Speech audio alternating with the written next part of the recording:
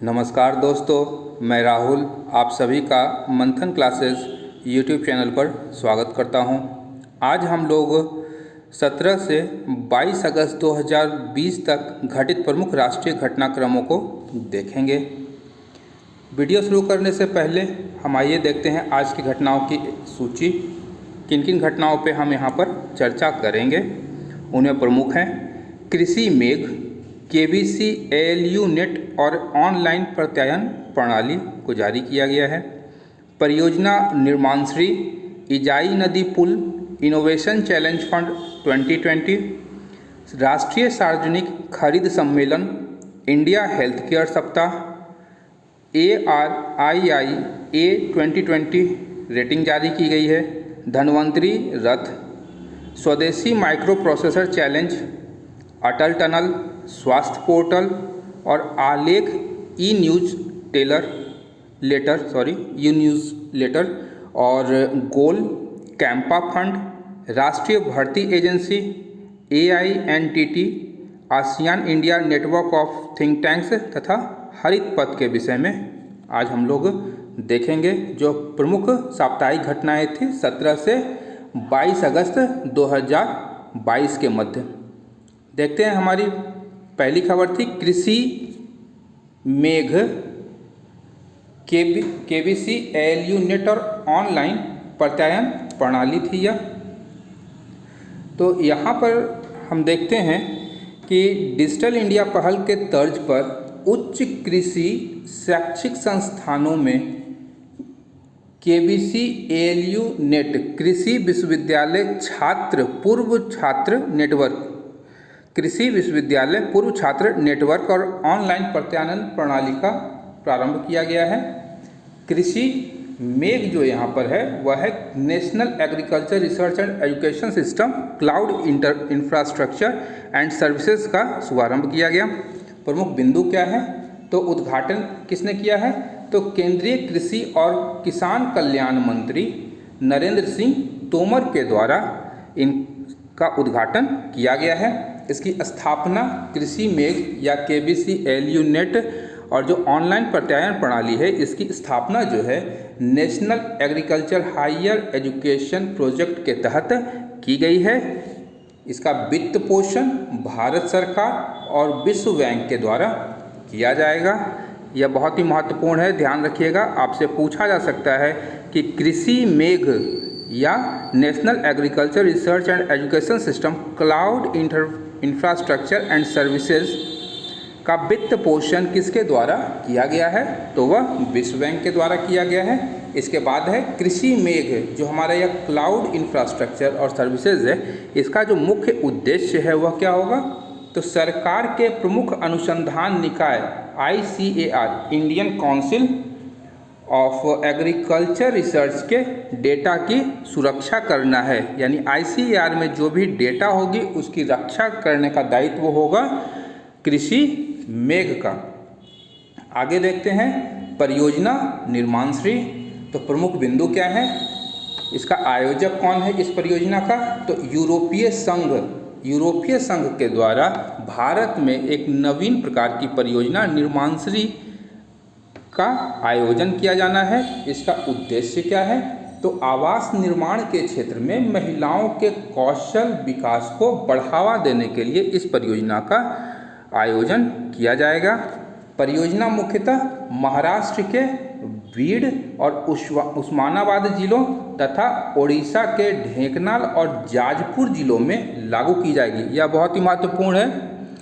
प्रतियोगी परीक्षाओं के दृष्टिकोण से आपसे पूछा जा सकता है कि परियोजना निर्माणश्री का आयोजन भारत के किस राज्य में किया जा रहा है? तो महाराष्ट्र और ओडिशा। तो महाराष्ट्र के बीड और उस्मानाबाद जिले तथा ओडिशा के ढेंकनाल और जाजपुर जिलों में इस परियोजना को यूरोपीय संघ के द्वारा लागू किया जाएगा। इसका वित्त पोषण और सहयोग किसके द्वारा किया जा रहा है? तो एक NGO है हैबिटेट फॉर ह्यूमैनिटी इंडिया, इसके तहत इस परियोजना का वित्त पोषण किया जाएगा। परंतु समग्र रूप से यानी 90% जो होगा वित्त पोषण वह यूरोपीय संघ के द्वारा और 10% जो है हैबिटेट फॉर ह्यूमैनिटी इंडिया के द्वारा इसका परियोजना का वित्त पोषण किया जाएगा। आगे देखते हैं तो इजाई नदी पुल, यह निर्माण कहाँ पर किया गया है? तो मणिपुर में एक नदी प्रवाहित होती है इजाई नदी, उस नदी के ऊपर एक पुल का निर्माण किया जा रहा है। इस पुल की कुल लंबाई क्या होगी? तो 703 मीटर इस पुल की लंबाई होगी। इस पुल की कुल ऊंचाई है 141 मीटर। यह कहाँ पर स्थित है? तो मणिपुर के इम्फाल से लगभग 65 किलोमीटर पश्चिम में नोनी जिले के मारंगचिंग गांव के पहाड़ी इलाके में यह पुल अवस्थित है। तो अब इस पुल की विशेषता क्या है? तो यह पुल जो है 111 किलोमीटर लंबी जिरीबाम तुपुल इम्फाल रेलवे लाइन परियोजना के एक हिस्से के रूप में इस इजाई नदी के ऊपर पुल बनाया जा रहा है। इसका लक्ष्य कब तक रखा गया है पूरा होने का? तो 2022 तक। अब एक महत्वपूर्ण तथ्य है, इसलिए यह नदी पुल चर्चा में आया है कि दुनिया का सबसे लंबा पियर ब्रिज या घाट पुल के रूप में इसे माना जा रहा है। अभी वर्तमान समय में मॉन्टेग्रो यूरोप में 139 मीटर ऊंचाई वाले, लंबाई नहीं होगा यहाँ पे, ऊंचाई वाले माला रिजेका पुल जो है वह विश्व का सबसे लंबा पियर ब्रिज या घाट पुल होगा। परंतु इस इजाई नदी पर पुल बन जाने के बाद यह पुल जो है दुनिया का सबसे लंबा पियर ब्रिज या घाट पुल होगा। इसके पश्चात देखते हैं इनोवेशन चैलेंज फंड 2020। इसका प्रमुख बिंदु क्या है? तो यूनाइटेड किंगडम की सरकार के द्वारा इसे भारत में प्रारंभ किया गया है। इसका उद्देश्य क्या है? तो भारत में कोविड-19 महामारी और जलवायु परिवर्तन से निपटने के लिए शिक्षा और सहयोग में वैज्ञानिकों का समर्थन प्रदान करने के उद्देश्य से इस इनोवेशन चैलेंज फंड का आयोजन किया जा रहा है। इस इनोवेशन चैलेंज फंड की कुल राशि 3 मिलियन पाउंड होगी। इसके द्वारा कर्नाटक में एक आर्टिफिशियल डेटा क्लस्टर के कनेक्शन और महाराष्ट्र में भविष्य की गतिशीलता क्लस्टर के साथ तकनीकी नवप्रवर्तनकर्ता कोविड-19 से निपटने के लिए अनुसंधान और विकास प्रस्ताव प्रस्तुत करेगा। यह अनुदान टेक क्लस्टर के रूप में जाने वाली तकनीकी साझेदारी के तहत एक व्यापक पहल का हिस्सा है। इसके बाद देखते हैं राष्ट्रीय सार्वजनिक खरीद सम्मेलन। प्रमुख बिंदु क्या है? तो इस सम्मेलन के उद्घाटनकर्ता कौन थे? तो पीयूष गोयल। यह अपनी तरह का चौथा संस्करण था। इसका विषय क्या था? तो प्रौद्योगिकी सक्षम सरकार, खरीद दक्षता, पारदर्शिता और समावेश, यह इसका विषय था। आयोजक कौन थे?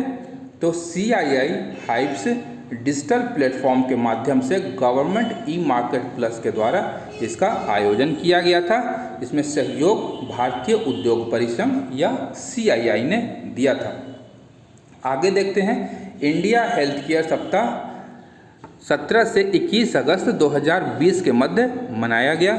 इसके उद्घाटनकर्ता कौन थे?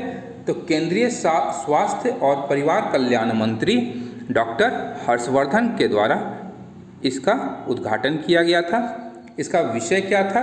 तो रीडिफाइनिंग हेल्थ केयर इकोसिस्टम। क्या विषय क्या था?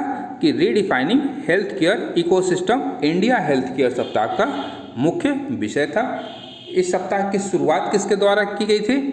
तो स्वास्थ्य और परिवार कल्याण मंत्रालय तथा आयुष मंत्रालय के द्वारा इसकी शुरुआत की थी। पुनः यहाँ साझेदारी या सहयोग किसका था? तो CII के द्वारा इस सप्ताह के आयोजन में सहयोग किया गया था। आगे देखते हैं ARII 2020। यह क्या है इसका पूर्ण स्वरूप? तो अभिनव उपलब्धियों पर संस्थानों की अटल रैंकिंग ARIIA 2020 को जारी किया गया है। प्रमुख बिंदु क्या है? तो परिणाम की घोषणा उपराष्ट्रपति वेंकैया नायडू के द्वारा की गई है। रैंकिंग की घोषणा 6 श्रेणियों में की गई है। वहीं इंस्टीट्यूट ऑफ नेशनल इम्पोर्टेंस की श्रेणी में प्रथम स्थान या शीर्ष स्थान IIT मद्रास को दिया गया है। बहुत ही महत्वपूर्ण है ये। उसके पश्चात है कि निजी या स्व वित्त पोषित विश्वविद्यालयों की श्रेणी में Kalinga institute of industrial technology KIIT Khurda Orissa को स्थान या शीर्ष स्थान प्राप्त हुआ है। इसके पश्चात देखते हैं, इसी के अंतर्गत राष्ट्रीय महत्व के केंद्रीय संस्थान या केंद्रीय विश्वविद्यालय के 3 रैंकिंग्स को। प्रथम रैंकिंग पर थी IIT मद्रास, चेन्नई या तमिलनाडु में है। द्वितीय स्थान पर IIT बॉम्बे, मुंबई या महाराष्ट्र में है। तृतीय स्थान पर IIT दिल्ली, जो नई दिल्ली में स्थित है। आगे देखते हैं धन्वंतरी रथ। तो पीछे हम लोगों ने देखा था इंडिया हेल्थ केयर सप्ताह, इस सप्ताह के अंतर्गत ही धन्वंतरी रथ का भी आयोजन किया गया था। तो प्रमुख बिंदु यहाँ देखते हैं इसके कि यह क्या है। तो मोबाइल इकाइयों के माध्यम से दिल्ली पुलिस की आवासीय कॉलोनियों में निवारक और प्रचारक स्वास्थ्य सेवाओं के आयुर्वेदिक मोड को विस्तारित करने के लिए यह एक वाहन है। समझौता ज्ञापन किसके मध्य हुआ है? तो all India institute of Ayurveda और दिल्ली पुलिस के मध्य इसके लिए एक समझौता ज्ञापन पर हस्ताक्षर हुआ था। इस प्रकार का प्रथम प्रयोग जो है अहमदाबाद नगर निगम गुजरात के द्वारा किया गया था। इस धन्वंतरी रथ में सहयोग जो है वह आयुष मंत्रालय के द्वारा किया जाएगा। यहाँ पर आयु रक्षा सुरक्षा उपायों के माध्यम से, आयु रक्षा ध्यान रखिएगा, आयु रक्षा सुरक्षा उपायों के माध्यम से कोविड-19 के दौरान फ्रंट लाइन योद्धाओं, तो कोविड-19 में फ्रंट लाइन योद्धा कौन थे? डॉक्टर्स, पुलिस, ये लोग थे। तो काम करने वाले दिल्ली पुलिस के जवानों के लिए स्वास्थ्य को बनाए रखने के लिए all India institute of Ayurveda ने और दिल्ली पुलिस का यह एक संयुक्त उपक्रम है। आयु रक्षा क्या है? तो all India institute of Ayurveda और दिल्ली पुलिस का संयुक्त उपक्रम है। क्यों? दिल्ली पुलिस के जवानों को कोविड-19 के संक्रमण से बचाने के उद्देश्य से इसे लाया गया है। आगे देखते हैं स्वदेशी माइक्रो प्रोसेसर चैलेंज आत्मनिर्भर भारत। अभी हाल में ही प्रधानमंत्री नरेंद्र मोदी के द्वारा आत्मनिर्भर भारत अभियान चलाया गया था। तो इस कड़ी में विभिन्न मंत्रालयों ने अपने विभिन्न प्रकार के चैलेंज आयोजित किए थे, जिसमें स्वदेशी माइक्रो प्रोसेसर चैलेंज का भी एक आयोजन किया गया था। इसका आयोजन या इसकी जो शुरुआत थी यह केंद्रीय कानून और न्याय, संचार और इलेक्ट्रॉनिक्स और सूचना प्रौद्योगिकी मंत्री रविशंकर प्रसाद के द्वारा की गई थी, या इलेक्ट्रॉनिक्स और सूचना प्रौद्योगिकी मंत्रालय के द्वारा इस स्वदेशी माइक्रो प्रोसेसर चैलेंज की शुरुआत की गई थी। उद्घाटनकर्ता रविशंकर प्रसाद थे। इसके पश्चात देखते हैं तो उद्देश्य क्या था इसका? भारत में स्टार्टअप, इनोवेशन और रिसर्च का एक मजबूत इकोसिस्टम प्रदान करने के लिए इस चैलेंज की शुरुआत की गई थी। अब यहाँ पर सीडेक और IIT मद्रास ने शक्ति और वेगा नामक 2 माइक्रो प्रोसेसर विकसित किए हैं, जहाँ शक्ति जो है 32 बिट का और वेगा 64 बिट का माइक्रो प्रोसेसर है। आगे देखते हैं अटल टनल। अभी हाल ही में 15 अगस्त को हिमाचल प्रदेश के मुख्यमंत्री जयराम ठाकुर ने घोषणा की थी कि अटल टनल का जो उद्घाटन है वह PM मोदी या PM प्रधानमंत्री नरेंद्र मोदी के द्वारा सितंबर 2020 में प्रस्तावित है। इस सुरंग का निर्माण कहाँ किया गया है? तो लेह मनाली राजमार्ग पर पीर पंजाल रेंज में रोहतांग दर्रे के नीचे इस सुरंग का निर्माण किया गया है। इस सुरंग की ऊंचाई समुद्र तल से कितनी है? तो 3100 मीटर, 3100 मीटर की ऊंचाई पर यह सुरंग स्थित है। वहीं सुरंग की लंबाई कितनी है? तो 8.8 किलोमीटर इस सुरंग की लंबाई है। इस सुरंग का पूर्व नाम रोहतांग दर्रे के नाम पर ही रोहतांग सुरंग रखा गया था। इसका महत्व क्या है? तो भारत के सियाचिन ग्लेशियर और अक्साई चीन स्थित सैन्य उपक्षेत्र को आपूर्ति सुनिश्चित करने के लिए 12मासी मार्ग प्रदान करना।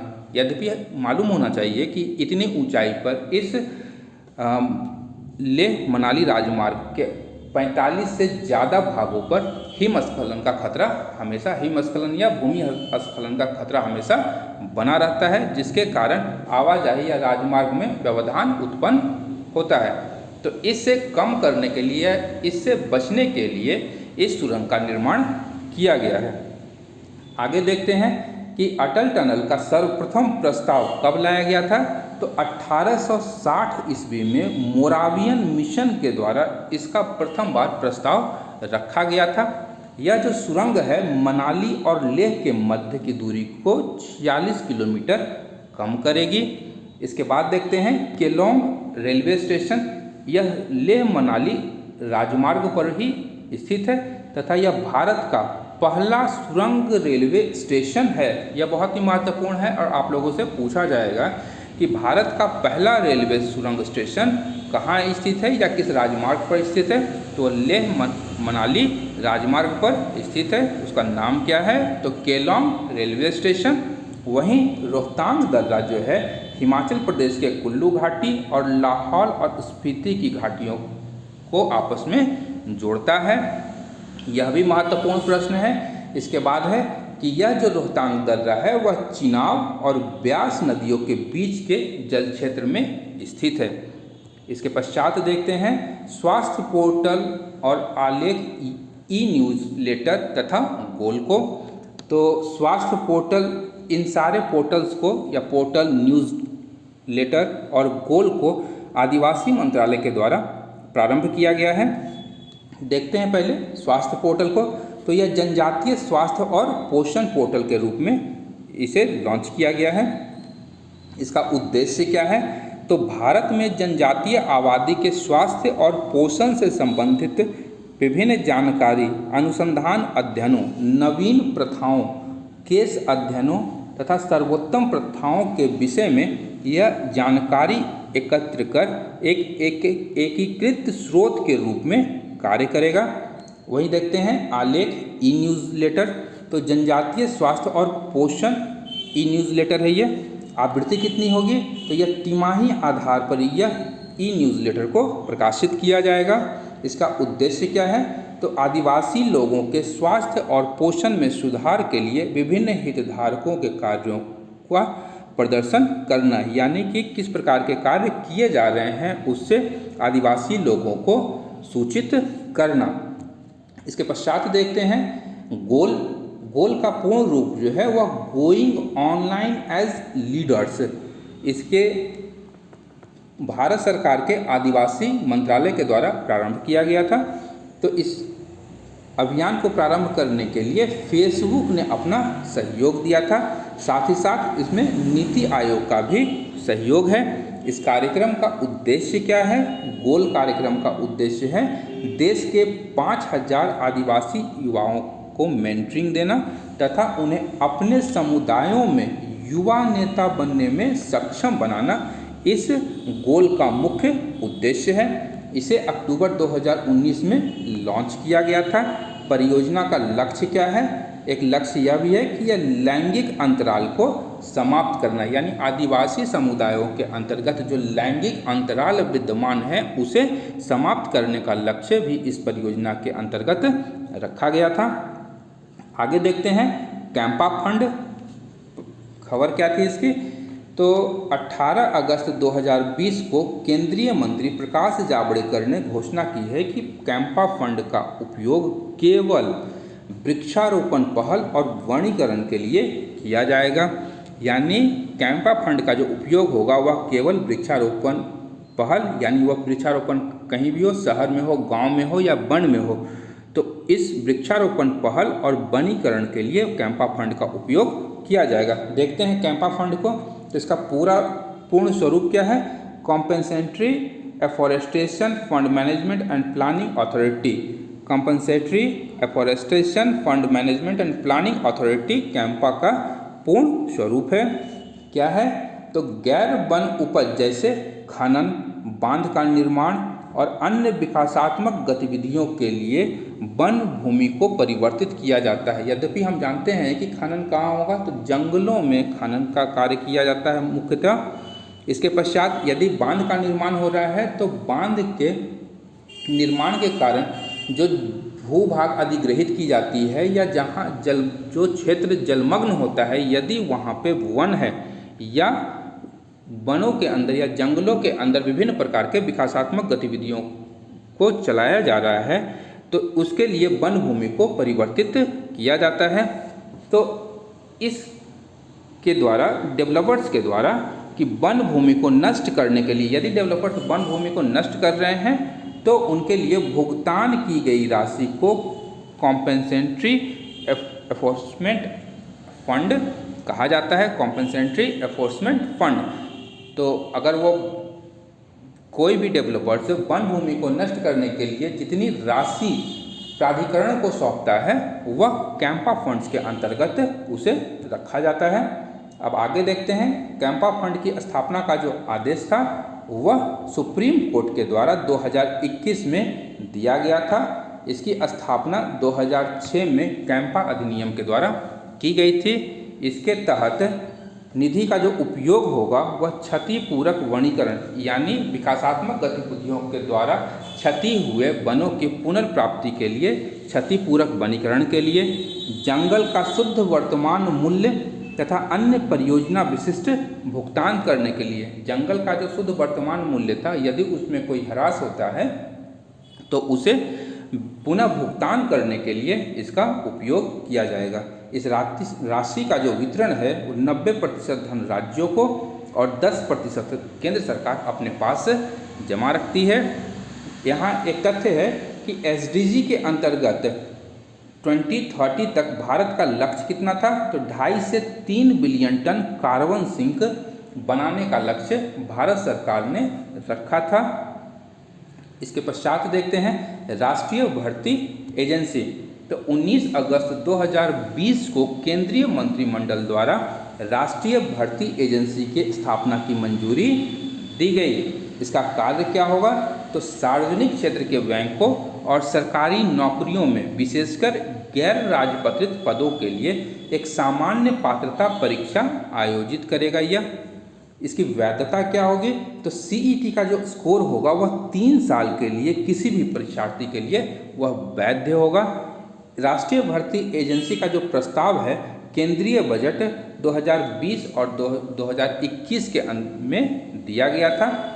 इस बजट में इस CET के लिए या इस राष्ट्रीय भर्ती एजेंसी के लिए जो बजट था वो 1517 करोड़ रुपए का रखा गया था, जिसे 3 साल में उपयोग करना था। आगे देखते हैं AINTT या ASEAN India network of think tanks. प्रमुख बिंदु क्या है, तो 20 अगस्त को विदेश मंत्री S जयशंकर ने ASEAN India network of thinks के 6ठे गोलमेज सम्मेलन में हिस्सा लिया था। इसका मुख्य बिंदु क्या था, तो आपूर्ति श्रृंखला को विभिन्न देशों में स्थानांतरित करना एवं विश्वसनीय आपूर्ति श्रृंखला की बहाली सुनिश्चित करना इसका मुख्य उद्देश्य था, या इस थिंक टैंक्स का जो गोलमेज सम्मेलन था इसका मुख्य उद्देश्य था। आगे देखते हैं आसियान के विषय में। तो आसियान जो है वह दक्षिण पूर्व एशियाई देशों का संघ है। इसका उद्देश्य क्या है, तो एशिया प्रशांत क्षेत्र के देशों में सामाजिक और राजनीतिक स्थिरता को बढ़ावा देने के उद्देश्य से इस संघ की स्थापना की गई थी। इसका आदर्श वाक्य क्या है, तो 1 विजन 1 आइडेंटिटी 1 कम्युनिटी इसका आदर्श वाक्य है। इस आसियान दिवस जो है 8 अगस्त को मनाया जाता है। आसियान के प्रमुख सदस्य राष्ट्रों में कौन कौन से हैं, तो Indonesia, Malaysia, Philippines, Singapore, Thailand, Brunei, Laos, Vietnam, Myanmar और कंबोडिया। ये 10 राष्ट्र आसियान के सदस्य हैं। इसके पश्चात देखते हैं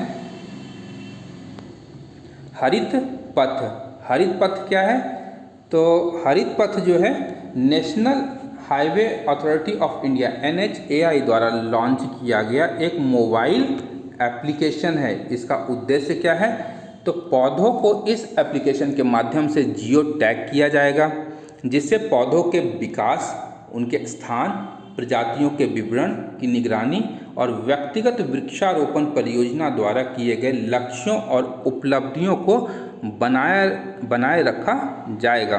आगे देखते हैं तो पौधों की वृद्धि को ट्रैक करने के लिए पौधों की तस्वीर प्रत्येक 3 महीने पर अपलोड की जाएगी इस एप्लीकेशन में, ताकि यह पता लग सके कि वह पौधे वहाँ हैं या नहीं, यदि हैं तो वह वृद्धि कर रहे हैं या नहीं।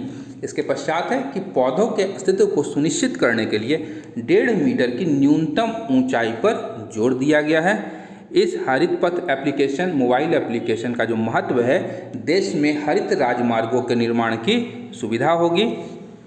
हरित भारत संकल्प यहाँ देखते हैं क्या है, तो यह भी NHAI द्वारा या national highway authority of India के द्वारा चलाया गया देशव्यापी वृक्षारोपण अभियान है।